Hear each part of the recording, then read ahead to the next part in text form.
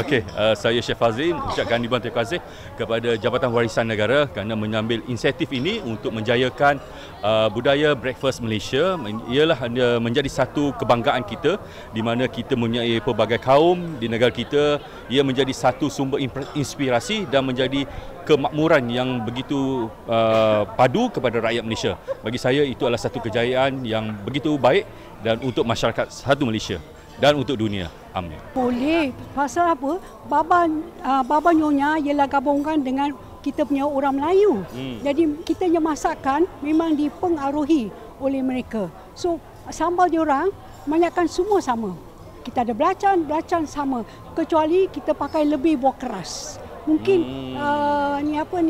you semua pakai buah keras pakai tak? Juga. Pakai contohnya juga. macam kita masak percik dan sebagainya. Buah Tapi keras. kita banyakkan kita punya lauk pauk rempah asas, orang kata mother sauce, semua pakai buah keras. Buah keras.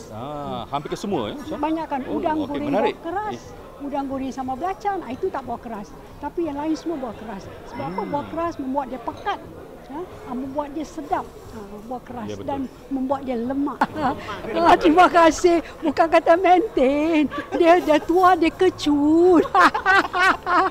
Bukan saya tak nak keluar, orang tak panggil. Jadi orang tak panggil, kita takkanlah nak pergi. Apa orang kata? Menjual diri.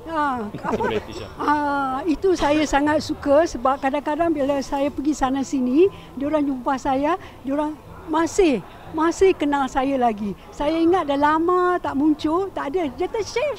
Saya kata, alah, senang hati, sedap dengar. You ingat lagi yang chef?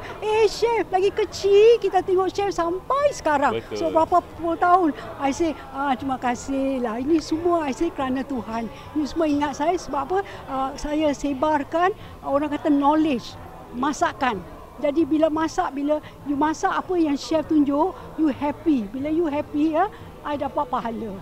Itu yang important lah.